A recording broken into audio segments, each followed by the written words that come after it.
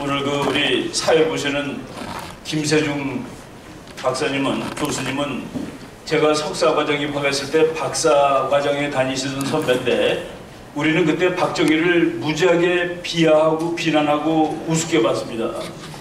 이런 사람이 대한민국의 대통령이라는 사실이 참 정치학을 공부하는 우리한테는 너무나도 불행한 일이고 슬픈 일이다라고 생각을 했었죠.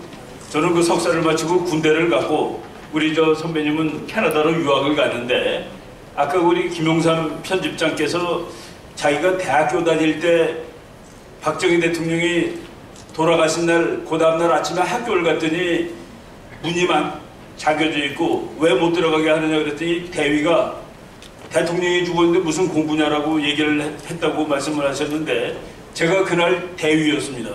그 대위는 아니었는데 저는 사관학교 교관을 하고 있으면서 매일 그냥 그 넥타이 메고 정모 쓰고 출근하던 교관인데 그날 아침에 학교를 갔더니만은 그 정복 입고 출근하는 자기는 빨리 집에 가서 전투복으로 갈아입고 나오라는 겁니다.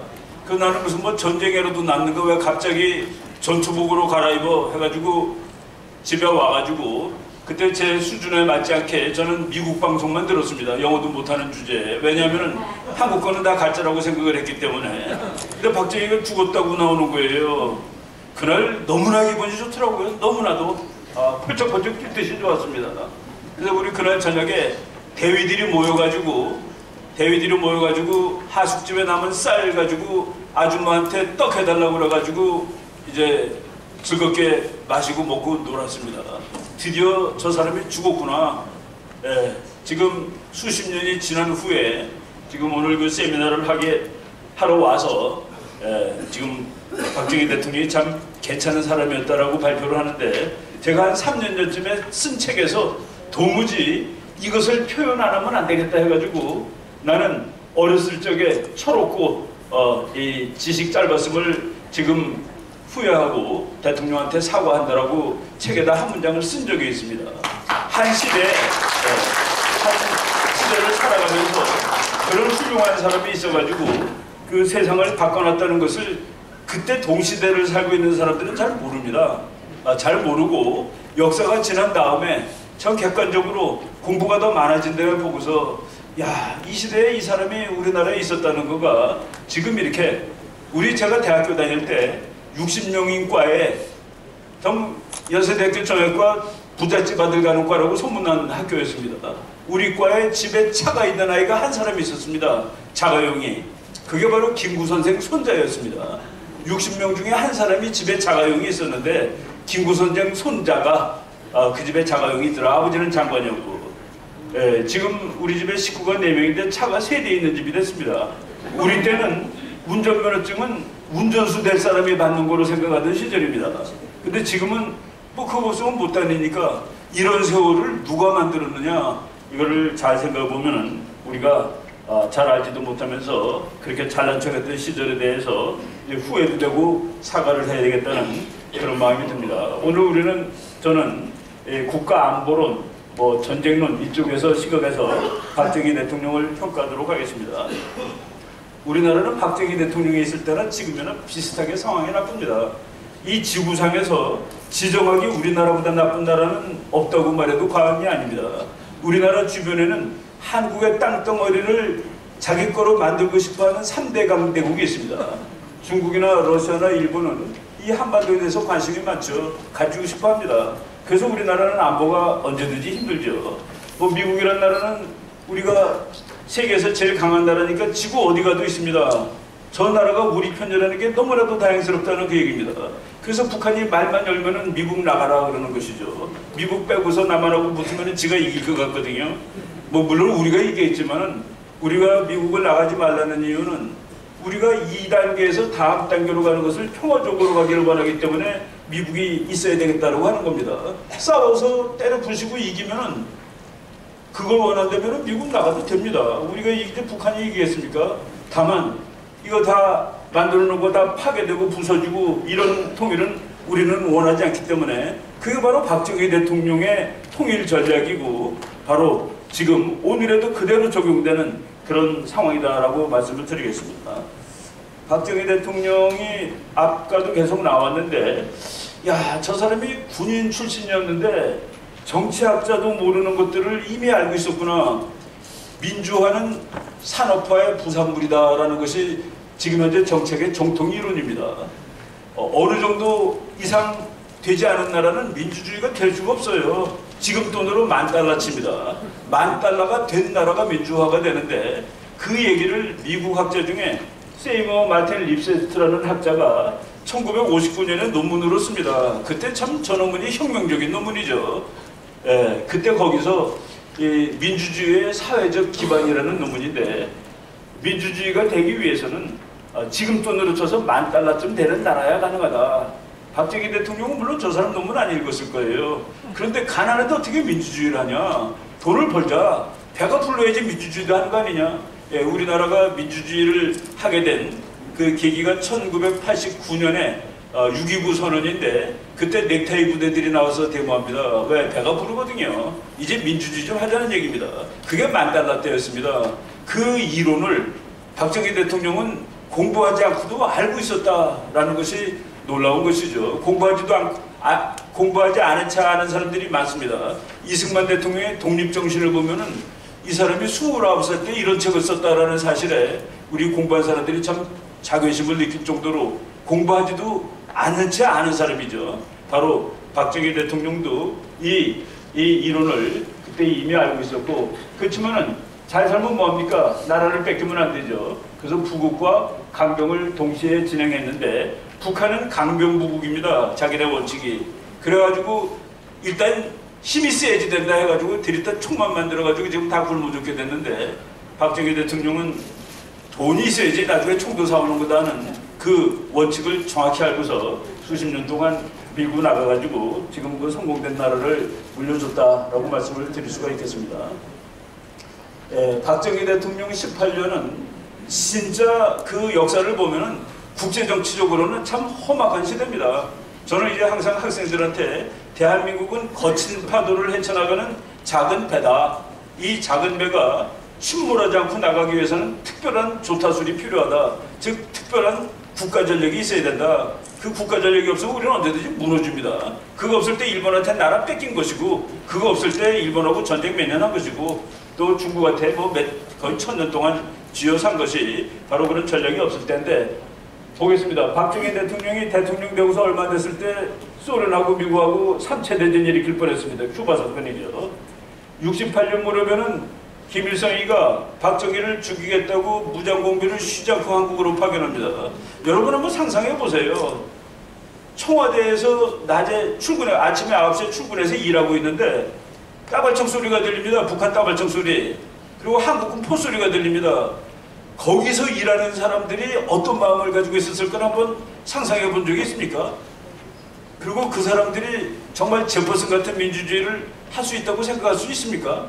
나를 죽이러 온 녀석들하고 한국군이 지금 전투를 하는 소리가 바로 옆에서 들리고 있는데, 바로 우리는 그러한 상황에 대해서 깊이 생각하지 않고 박정희가 뭐 독재했냐 뭐하니 그러는데, 바로 청와대 까부스로 왔다 그런 사람입니다.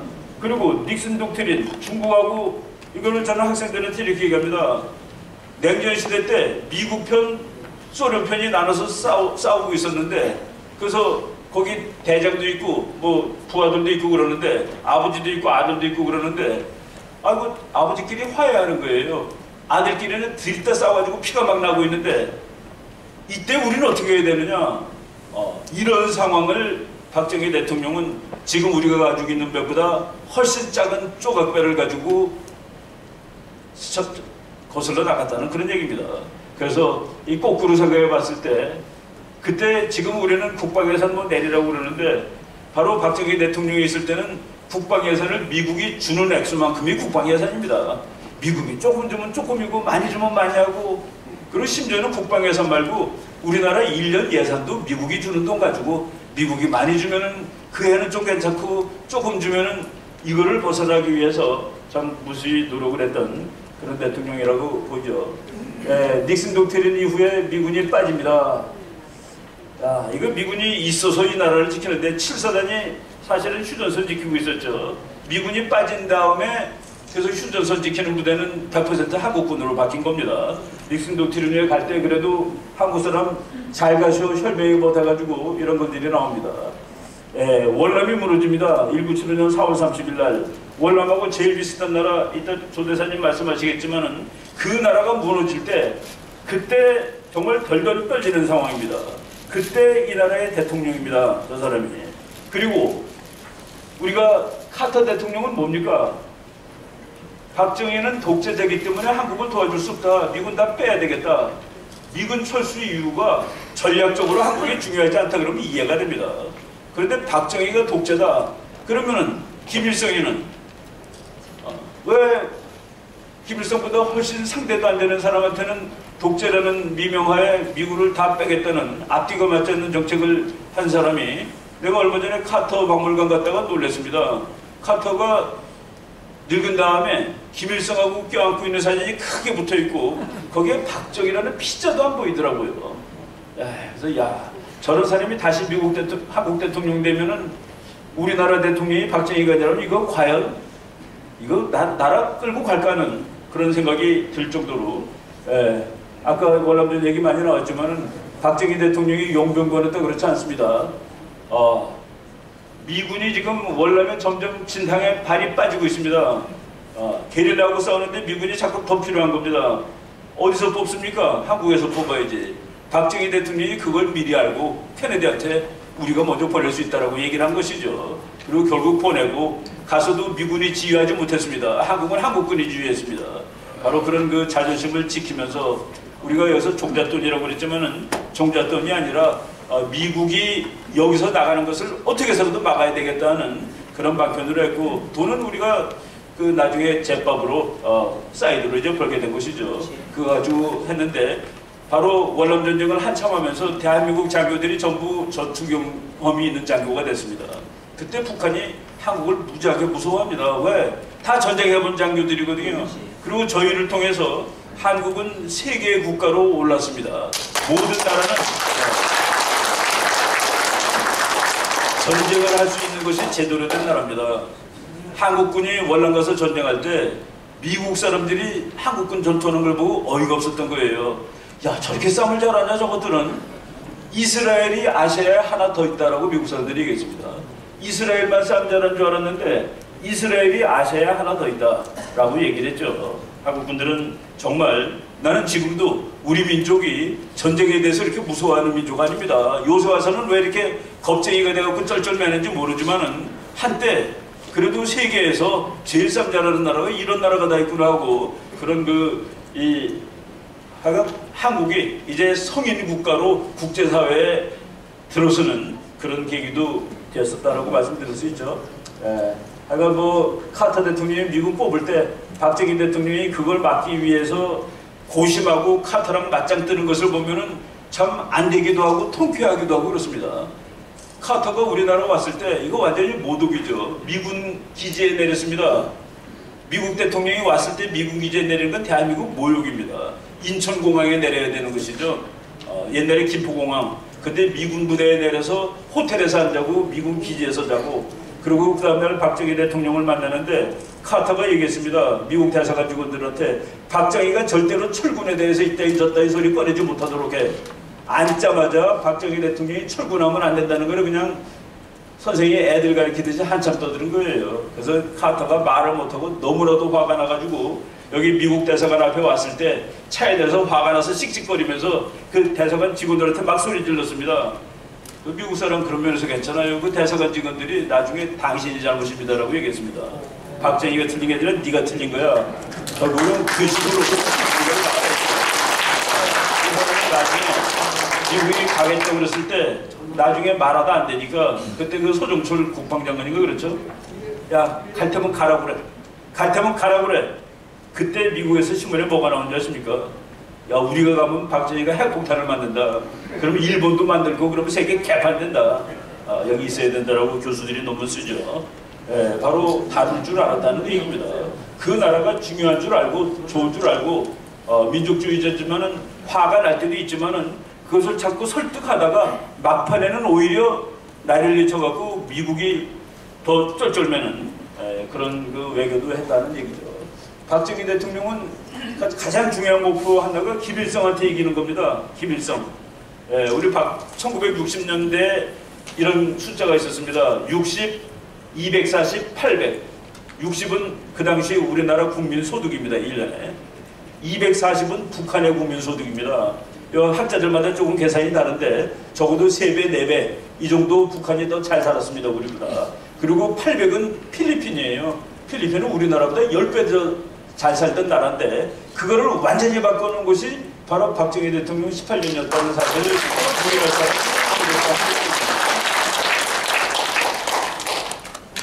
사람이 이건 뭐 그냥 숫자니까 보세요. 뭐 북한이 다 앞서는 거죠. 다 앞서는 겁니다. 그냥 뭐 우리는 뭐 냄비나 조금 더 만들었고 그냥 뭐 양말이나 조금 더 만들었지. 나머지는 국가로서 기초가 되는 거는 전부 북한이 앞서고 있었다. 그리고 뭐 이거 다 북한이 앞서고 있는데 박정희 대통령이 결국은 국방비를 보니까 1970년부터 1979년까지 이 사이에 1975년, 76년에 국방비가 역전이 됩니다. 우리가 미국 거 받았을 막 이러다가 드디어 1975년에는 북한이 더 많았어요. 76년에 한국이 북한의 국방비를 앞서게 되고 이때 박정희 대통령이 뭐 나시든 사비든 뭐든 내리고 활이든 창이든 북한과 덤벼라고 얘기했습니다. 드디어 한국이 북한하고 맞짱을 뜨더라도 이젠 이길 수 있다라는 그런 확신이 있을 텐데 그래도 박정희 대통령은 그때 평화 통일을 이때도 이제 얘기를 하기 시작하는 겁니다. 우리가 이기기 시작할 수 있을 때 이 민족을 살리기 위해서 다 깨고 부시는 그것이 아니라 평화적인 수단으로 통일을 하자는 그 얘기를 했습니다. 오늘 이 세미나의 그 목표가 박정희 대통령이 있었다면은 그분이 살아 있었다면은 뭐 상황으로 계시든지 무덤에서 나오시든지 우리가 지금 이거 어떻게 해야 됩니까? 라고 한번 물어보자. 물어보면은 박정희 대통령이 답할 거 아니겠냐는 그런 거를 한번 생각해보는 그런 시간입니다. 그래서 저는 참 그때하고 지금하고 우리나라 국가안보 상황이 별로 나아지지 못했다는 생각을 하니까 참 그동안에 우리가 뭐 잘못했다는 그런 생각이 듭니다. 박정희 대통령이 기반을 쌓아줬는데 이거를 제대로 살리지 못한 거 아닌가는 그런 자괴심이 드는데 그래서 이제 상황이 그다지 다르지 않다. 박정희 대통령이 살아있을 때하고 지금하고 현재 대한민국은 당면한 국제안보 상황을 제대로 극복해가고 있는가 거기에 대해서 그렇다라고 말하기가 조금 좀 자신이 없습니다. 우리가 지금 잘하고 있는지 모르겠어요. 잘 못하고 있다는 그런 생각이 듭니다. 그래서 박정희 대통령한테 한번 답을 물어보십시다. 제목이 질문이 4개입니다. 북한이 이렇게 한꺼번에 하고 있는데 이거 어떻게 해야 됩니까? 한미동맹에 뭐 지금 미국 대통령 후보 중에 그냥 대통령 되면 돈 더 받고 그렇지 않으면 철수하겠다는 사람도 있는데 이거 어떻게 되는 겁니까? 중국이 막 일어서고 뭐 우리가 사드 배치한다고 그러는데 그거 못하게 하고 뭐 이러는데 이건 또 어떻게 해야 되는 겁니까? 일본과 지금 사이 별로 안 좋은데 이거 어떻게 해야 되는 겁니까? 저는 박정희 대통령이 했던 과정을 쭉 살펴보면서 박정희 대통령이 했던 말 이런 주제를 보면서 오늘에 이렇게 적용시키면은 박 대통령이 그럴 것 같아요. 이거 무지하게 쉬운 문제들이네. 뭐 이걸 가지고 쩔쩔매냐 너네들. 이건 문제 같지도 않네. 그렇게 대답하실 것 같아요. 한번 보겠습니다. 뭐 물론 후세 학자가 그냥 상상해서 만든 것이지만 저는 이게 그냥 나의 상상이 아니라 박정희 대통령이 했던 말, 그 당시에 일본하고 관계, 중국하고 미국, 뭐 북한 핵 뭐 이런 거를 한번 종합해가지고 한번 말씀을 드려보겠습니다. 우리는 북한이 왜 핵무기를 개발하고 있는지 지금 잘 모르고 있어요. 박정희 대통령은 북한이 왜 핵을 만드는지 모를 리가 있겠습니까? 본인도 핵을 만들던 사람인데 이거 만들면 뭐가 좋아? 그건 다 알기 때문에 그 전략을 다 알기 때문에 핵을 만든 겁니다. 미국의 한스 모겐서라는 끝내주는 교수가 있는데 그 사람이 이렇게 얘기했어요. 다투는 두 나라 중 한 나라는 핵무장을 하고 다른 나라는 핵무장을 하지 않았을 경우 핵무장하지 않은 나라의 전략적 옵션은 두 가지로 줄게 된다. 하나는 마치 일본이 미국에 대해 그랬던 것처럼 대들다 죽는 것. 일본이 미국한테 대들다 와대탄 맞고 죽었죠. 안 대들었으면 몇십만 명 살았습니다. 다른 하나는 미리 항복하는 것. 예, 북한이 핵을 만드는 거는 말이죠. 서울을 부수려고가 아니에요. 싸움 안 하고 이기려고 만드는 것입니다. 근데 그걸 우리나라 사람들은 서울이 깨진다느니 뭐 이런 얘기하고 있어요. 핵전략책 어느 책에도 핵무기로 상대방을 공격해서 부셔라라고 써있는 책은 없습니다. 그런 전략은. 그럼 이거 어떻게 막느냐? 예, 이스라엘 같은 데는 가서 깨버리죠. 그렇지 않으면 다른 수단을 써서 못하게 할 거고, 아마 박정희 대통령이라면 여기까지 못 오게 했을 겁니다. 그런데 왔다고 칩시다. 그럼 어떡할까? 그럼 박정희 대통령 만들죠. 더 좋은 거 만들죠, 북한보다. 맞짱을 뜨면 되지 않겠습니까? 미국이 뭐라고 한다고요? 뭐라고 그러지 않을 것 같아요. 트럼프 대통령이 아직 안 됐지만 그 사람 대통령 되면은 뭐라고 그러다 그럼 니네 핵무장 해 그럴 텐데 너무나 쉬워. 그때보다 나는 야, 미국도 도와주는 상황이 됐는데 뭘 너네들 고민하냐라고 딸이니까 야, 딸 왜 그걸 고민하고 있어? 라고 얘기할 것 같아요. 박정희 대통령이 그래도 기본을 알고 계셔요. 북한의 핵을 이고 살 수는 없습니다. 북한의 핵과 함께 못 삽니다. 북한하고 함께 살다 보면 우리가 북한 되죠. 싸움도 못한 채로 북한한테 나라를 뺏기게 될지 모릅니다.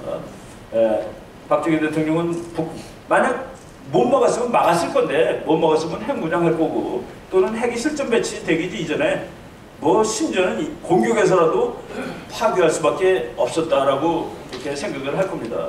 8.18 도끼만행 때 대통령이 그랬죠. 김일성한테 미친 개를 비유했습니다. 요새는 뭐 김일성 을이라고 쓰면 욕먹어요. 김일성 뭐라고 써야 되나요? 뭐 무슨 위원장 뭐 이런 거 씁니다. 뒤에다가 몽둥이가 약이다. 우리나라 대통령 지금 그런 말 못하죠. 박정희 대통령은 뭐 아무 때나 했습니다.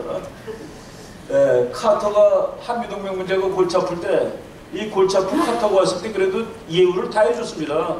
우표 만들어주는 건 미국 사람한테는 보통 예우가 아니죠.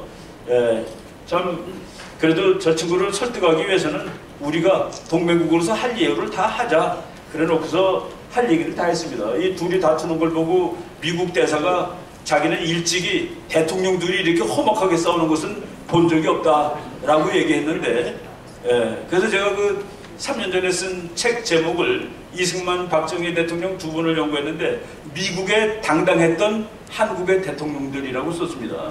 미국한테 맞짱 떴던 대통령이 미국이 제일 힘들어하면서도 제일 좋아했던 대통령입니다. 미국한테 언제든지 맞짱 뜨면서도 미국을 제일 좋아했던 대통령이고 바로 그런 대통령이 참 뭐 오래됐죠. 요새 미국에서 나온 말들이에요. 이건 뭐 여기 논문하고 직접 관계없는데 미국에 꽤 괜찮은 학자입니다. 킥, 발로 차버리라는 소리예요. 사우스 코리아, 한국을 오브 아메리카스 디펜스 돌이라는 게 무슨 이제 돈 주면 표 주면 그거 가지고서 우유 받아오고 뭐 이런 걸 돌이라고 그래요. 그러니까 미국이 세계를 다 지켜주는데 한국을 발로 차버려. 서울, 한국은 should be too proud. 아주 자존심 있어요. To be an international welfare king. 복지의 여왕을 가지고 있으면 이거 상당히 이거 우리 알아야 됩니다. 이런 일 지금 일어나고 있어요. 이 똑같은 사람이 서울 와서 한 말입니다. 아메리카스 프리라이더스 우리가 공짜로 must fight their own battles 자기 홈페이지에 하고급 평생까지 올려놨습니다. 이거 박정희 대통령이라면 난 이런 일이 없었을 것 같아요. 있을 수가 없죠. 오바마 대통령이 말이죠. 아프가니스탄 철군을 조금 연기시켰습니다. 원래는 작년 12월까지 다 철군해야 되는데 그때 미국에서 오바마를 비판하는 신문에 이렇게 났더라고요. 아프가니스탄 now another Korea. 야 한국이 하나 더 생겼네. 그 뒷말을 먼저 하세요. 왜 미국에 세금 내는 사람들은 전 세계 모든 사람의 자유와 안전을 책임져야 되는 거야? 이거 트럼프가 또라이라서 그런 얘기하는 게 아닙니다. 미국 분위기가 바뀌고 있다는 그런 얘기죠. 여기에 우리가 참 능동적으로 잘 대응해야 되는데 잘하고 있는지 모르겠습니다. 박근혜 대통령이 이제 미국이 이걸 몇백 대 사겠대요. 아직 결정 안 냈습니다. 그래서 이 비행기를 우리가 만들었는데 미국이 저걸 사주면 몇십조를 법니다. 그래서 전 비행기 앞에서 미국이 우리나라의 군사동맹이니까 이 비행기를 사주면 한미동맹이 좋아질 것입니다 라고 얘기를 했습니다. 그런데 이거 하기 전에 한 반년 전쯤에 우리가 유럽 비행기를 미국 비행기보다 유럽 거를 사왔습니다. 나르는 주유소가 있어요. 나르는 비행기인데 주유소 비행기에다 기름 집어넣어주는 비행기인데 그거를 유럽 거를 샀습니다. 유럽 거가 성능이 조금 더 좋아요. 그 비행기는 다른 비행기 22대에다가 기름을 넣어줄 수 있고 미국 거는 18대에다 넣어줄 수 있습니다. 그러니까 성능이 좋아서 그걸 샀다. 오케이. 말 됩니다. 그러면 미국 거고 우리가 이거 출품하니까 성능 좋은 거로 사세요. 그래야지 동맹이니까 우리 거 사주세요라는 말을 할 수 없는 상황이 됐습니다. 왜요? 반년밖에 안 됐는데 이런 걸 애를 범합니까? 지금 이걸 팔려면 무지하게 고생을 해야 됩니다. 왜? 동맹 한다로 야 우리는 네 거 샀으니까 너는 내 거 사야 되잖아. 그 말을 그게 다 전략 아니겠습니까? 저는 이런 것들도 좀 답답하다는 생각이 들어요. 이건 뭐 그냥 넘어가겠습니다.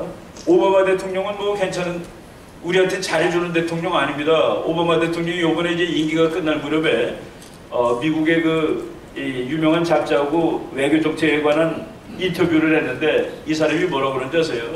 영국 놈들, 사우디아라비아 이놈들 정말 지겨워. 그놈들이 말이야 말로 할 때는 항상 우리 편인 것 같은데 직접 우리가 나가서 싸울 때는 전부 다 오리발이야. 그래갖고 영국 수상한테 뭐라고 그러는지 아세요? 야, 너 국방비를 GDP의 2% 이상 늘리지 않으면 너는 내 친구가 될 수가 없어. 지금 이게 미국의 분위기입니다. 이런 거를 지금 참 박정희 대통령 같은 사람이 있으면은 이 문제 별로 어려웠지 않을 것 같아요. 중국 얘기할까요? 중국이 사드 배치 못하게 합니다. 왜? 자기네 안보에 나쁘대요. 야, 박정희 대통령이 있으면은 어떻게 얘기를 할까? 내가 여기다 어디 썼는데 박정희 대통령은 그러겠죠. 북한의 핵무기가 폐기된다면은 우리도 사드 미사일 배치 계획을 곧바로 폐기할 것이다. 중국, 그러니까 빨리 북한 핵무기 폐기시키도록 네가 압박을 가해. 내가 지키는 걸 막지 말고 북한이 나를 공격하는 걸 막아주면 내가 그거 사올 이유가 없잖아. 그 말 못해요? 이건 뭐 너무 쉬운 겁니다. 너무 쉬운 거죠. 그리고 박정희는 한마디 더 할 것 같아요. 중국의 미사일 중에서 대한민국을 향하고 있는 거가 한 발도 없냐? 너네도 우리 쏠 거 아니야? 예, 중국의 저쪽 만주에 가보면은 동화라는 미사일 기지가 있는데 거기 미사일은 600km 날아가는 미사일이 배치되어 있습니다. 600km는 모조리 대한민국입니다. 중국 미사일은 대한민국을 때릴 수 있어요. 근데 우리는 중국이 때릴 수 있다고 그래서 사오는 거 아닙니다. 북한이 우리가 사오는 게 아니라 지금 현재는 미국이 북한 미사일을 막아야 되니까 갖다 놓겠다 한 거예요. 니네도 사라는 말 아직 하지도 않았습니다. 미군 기지를 지키려고 사오는 건데 중국이 안 돼 그러니까 우리가 쩔쩔맨다는 이거는 뭐 안보 문제도 아니죠. 이런 것들을 우리가 잘해야 된다. 김대중 대통령 때 중국 대사를 오래 하신 분입니다. 이 대사님이 이렇게 얘기했죠. 진부한 얘기 같은데 우리에게 제일 중요한 나라는 미국이다. 지구상 어떤 나라도 미국을 대신할 수 없다. 앞으로 상당 기간 변함이 없다. 이거 대사가 말하지 않아도 다 알아야 되는 겁니다. 마지막 페이지로 이제 우리가 일본 얘기하겠습니다.